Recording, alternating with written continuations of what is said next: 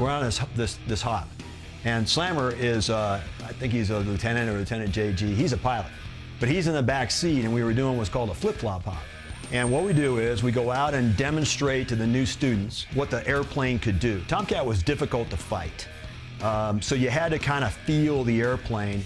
In order to feel the airplane, you had to be able to know what you were looking for. And so we take the students out and we would do a bunch of tactical turns, airspeeds, checkpoints. This is what the airplane feels like when you're at corner airspeed. And so you were showing that. And then the other thing that was always a trick was you showed them these 3 vertical recoveries. By vertical recovery, I mean you take the airplane straight up, you take it 20 degrees on its belly, 20 degrees on its back, take it to 0 airspeed in all 3 regimes, and you let the airplane flop around and recover. The point was that the airplane would violently depart. And you wanted to teach the students, as I was taught as a student, that don't touch anything, it's gonna come out, you'll build airspeed and you fly away. And it's a confidence builder. Because when you're looking over your shoulder fighting somebody, if you haven't quite looked back in, and the old Tomcat A's just had a steam gauge, so a needle for the airspeed indicator, and you look down at the airspeed indicator and go, okay, I've got 320 knots, I can go vertical, or I've got 250, I can't. Now in the F-14D later on, you could go over the top with 220, which was just bitching. So, I mean, after 2,500 hours in the A, to have the GE-110s to be able to do that, different fight. But in the A, you manage the engines, key point, and you had to really manage your airspeed quite a bit when you went vertical. And so if you pulled and went up and realized, uh-oh, I'm stuck either here, here, or here, the idea was, show me your hands, feet off the rudders, let it flip around, you'll recover and go.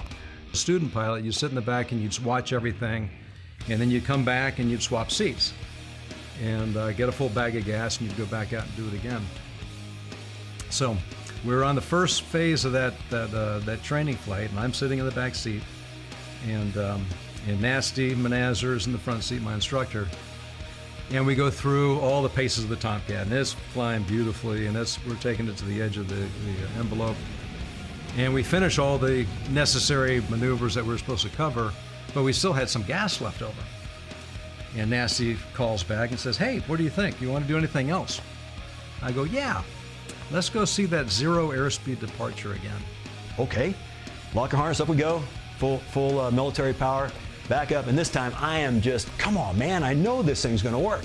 So I'm pushing the stick forward and pushing the stick forward, and it is absolutely bullseyed. 0, it's perfect. In the Tomcat, when you slid backwards, you got a lot of blue smoke from the ECS. You could actually, when you knew you were going backwards, our 39-cent piece of string that told us when we were going straight, the yaw string, it actually flipped around. And so it's laying on the nose, and you can watch it flip around the other way, knowing the air was going this way. Air's going that way. Air's also coming in the back of the engines. These are engines that don't like to fly that way. And the left engine stalls. Boom!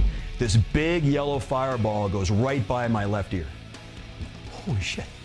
Okay, wow, I mean right there. And what do? Bold face for engine stall, both throttles to idle. Going backwards, still perfectly up, and the airplane's going like this because that engine is full power.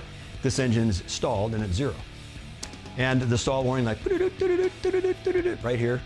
And so I pull throttles to idle. Of course, right engine stall. Bang! Big yellow flame this way. Ha! So, you know, now it's like, okay, that's scary, that's scary. And we fall on our back. And as we fall on our back, we start into an inverted spin. And so we weren't really expecting that.